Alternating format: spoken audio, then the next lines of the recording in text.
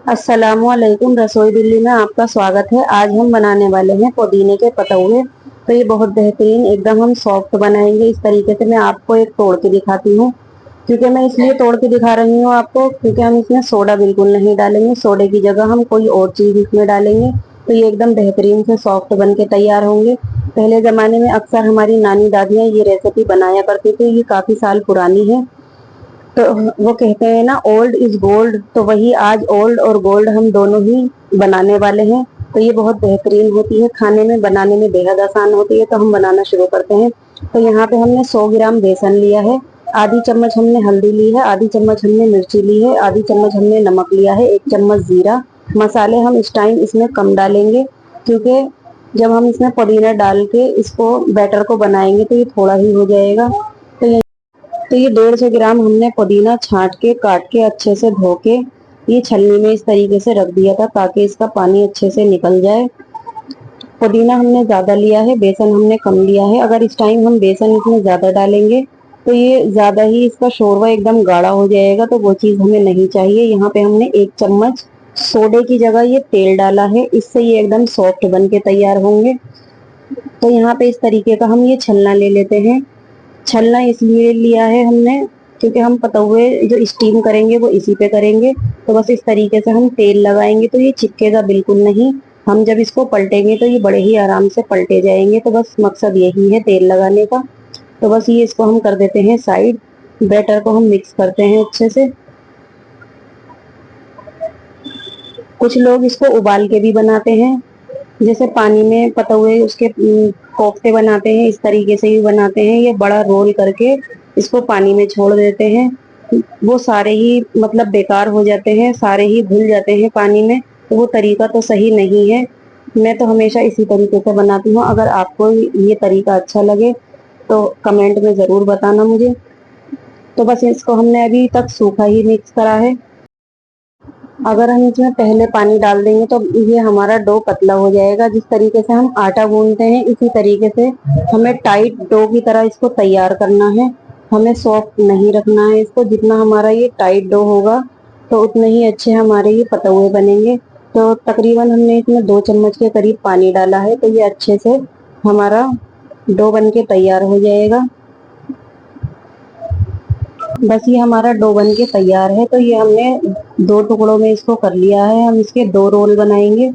तो बस इस तरीके से हम हल्का सा पानी का हाथ लगा के इस तरीके से हम इसका रोल बनाएंगे। टाइट ही है ये, इस टाइम आपके हाथों में चिपकेगा नहीं। अगर आप बेसन डालेंगे तो ये रोल आप नहीं बना पाएंगे। जितना आप इसमें कम बेसन डालेंगे उतनी ही आराम से ये हमारे रोल बन जाएंगे। तो आप कोशिश यही करें कि आप कम से कम बेसन डालें। सिर्फ हमें बेसन इतना डालना है कि पुदीना हमारा मतलब अच्छे से इसमें मिक्स होके जुड़ जाए। बस इतना हमें बेसन डालना है। अगर ज़्यादा बेसन डालेंगे तो इसमें सालन में टेस्ट भी नहीं आएगा। बस इस तरीके से हम छलने में रख देते हैं। इसी तरीके से हम दूसरा भी बना लेते हैं। तो जो भी इसमें लगा हुआ है वो भी हम साफ कर लेते हैं अच्छी तरीके से। तो इसको भी इसी तरीके से हम बना लेते हैं दूसरे रोल को। अच्छा, इस टाइम पे हमने पानी एक पैन में बॉईल होने के लिए रख दिया है, ताकि हम इन पतंगों को स्टीम कर सकें। तो पानी हमारा गैस पे बॉईल हो रहा है, क्योंकि जब हम ये पतंगे अच्छी तरीके से तैयार करके रखेंगे तो हमें बॉईल पानी चाहिए। अगर हम ठंडा पानी रखेंगे तो ये पहले ही मतलब फटने लगेंगे। अगर ठंडे पानी पे हम रख के इसको बनाएंगे तो पानी हमें अच्छी तरीके से उबाल लगा के गर्म कर लेना है इसको। तो बस ये हमारा दूसरा भी रोल तैयार हो चुका है। इसको भी हम इसी तरीके से छलने में डाल लेते हैं। तो बस ये दोनों रोल हम उठा के रखते हैं पैन पे, जो हमारा पानी बॉईल हो रहा है।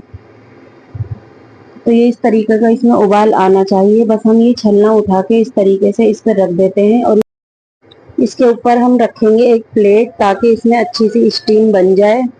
तो हम इसको 5 मिनट के लिए ही इस तरीके से रखेंगे। 5 मिनट बाद हम पलटेंगे तो आपको दिखाएंगे इसको। तो इसमें अच्छे से स्टीम बन गई है। ये इस तरीके से थोड़ी थोड़ी सी स्टीम बाहर भी आने लगी है।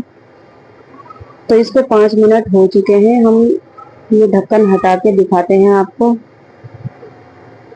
तो ये अच्छे से हमारे तैयार हो गए हैं एक तरफ से।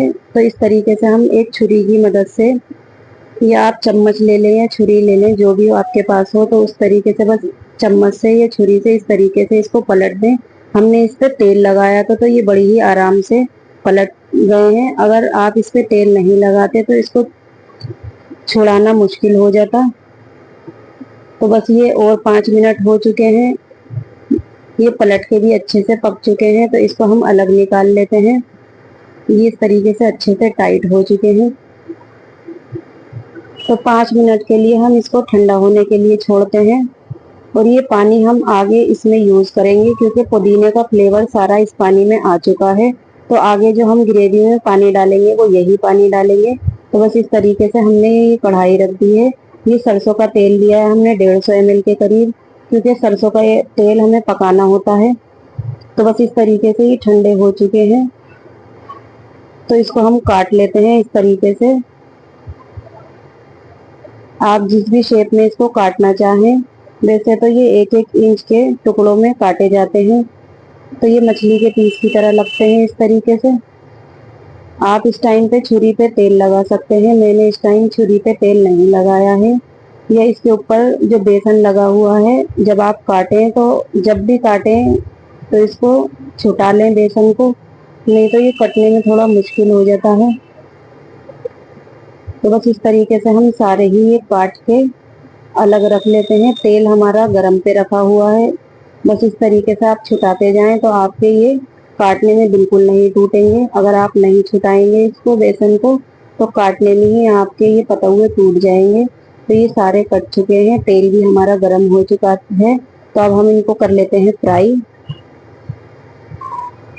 तो ये तेल में भी अच्छा सा धुआं उठ गया है। तो बस इस टाइम पे हम ये पतंगे इसमें डाल देते हैं सारे। इनको हम अलट पलट के अच्छे से फ्राई कर लेंगे, एकदम क्रिस्पी से ये फ्राई हो जाएंगे। इसमें बेसन कम है तो तेल भी ज़्यादा नहीं इसमें अब्जॉर्ब होगा। अगर इस टाइम पे आप बेसन इसमें ज़्यादा डालेंगे तो इसमें तेल भी ज़्यादा ही लगेगा। तो बस इसी तेल में हम मसाला भूनेंगे, इसी तेल में हमारी ग्रेवी बनेगी। तो बस इसको अलट पलट के अच्छे से हम फ्राई कर लेते हैं। तो ये अच्छे से हमारे फ्राई हो चुके हैं, तो हम इनको निकाल लेते हैं प्लेट में। इसी तेल में हम और मसाले डालेंगे जो हमने पीसे हैं, और जो सूखे मसाले हैं सब इसी में डालेंगे। तो यहाँ पे हमने ये 2 चम्मच लहसुन अदरक का पेस्ट लिया है, तो इसको हम तेल में डालेंगे। इसको 1 मिनट के लिए हम अच्छे से भून लेते हैं।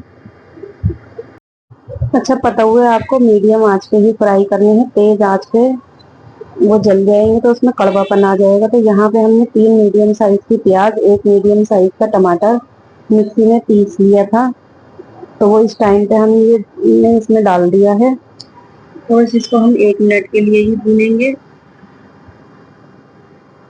तो यहाँ पे हमने कुछ मसाले लिए हैं। तो यहाँ पे हमने ये 1 चम्मच नमक लिया है, आधी चम्मच हमने रेगुलर मिर्च ली है, आधी चम्मच हल्दी ली है, आधी चम्मच हमने कश्मीरी लाल मिर्च ली है, 1 चम्मच हमने धनिया लिया है। तो ये सारे मसाले हम लहसुन अदरक प्याज के अंदर डाल के अच्छे से भून लेते हैं। हम मसाला भूनेंगे कम से कम 6 से 7 मिनट के लिए, क्योंकि जितना अच्छा हमारा मसाला भुना हुआ होगा तो उतने ही अच्छा हमारा सालन के अंदर टेस्ट आएगा। तो बस हम थोड़ा थोड़ा सा पानी डालेंगे इसमें और इसको भून लेंगे और 3 से 4 मिनट के लिए। तो ये मसाला हमारा अच्छे से भून चुका है, ये इसमें साइडों से ऑयल आने लगा है। तो बस इस टाइम ये हमारा मसाला बिल्कुल अच्छे से तैयार हो चुका है। ये देखें एकदम साइडों से ये ऑयल निकलने लगा है। तो बस इसमें हमने इस टाइम पे जो पानी बॉईल करा था, तो वो इस टाइम पे हम इसमें डाल देते हैं। सारा हमें यही डालना है, तो ये 1 लीटर के करीब है। तो ये सारा पानी हम इसमें डाल देंगे। हमने आपसे कहा था कि ये पानी हमें आगे यूज करना है, क्योंकि इसमें पुदीने का सारा फ्लेवर है। तो बस हम इसमें लगाते हैं 1 उबाल। जैसे ही इसमें 1 उबाल आएगा तो हम आपको दिखाएंगे, क्योंकि उबाल आने के बाद ही हमें पतौए डालने हैं। तो ये इस तरीके से इसमें अच्छा सा उबाल आ चुका है। तो ये पतौए हम डाल देते हैं सारे ग्रेवी के अंदर, और हम इसको ढक के पकाएंगे कम से कम 5 से 6 मिनट के लिए मीडियम आंच पे। तेज आंच हमें नहीं करनी है। तो बस हम इसको ढक देते हैं और ढक के हम इसको पकने के लिए छोड़ देते हैं मीडियम आंच पे।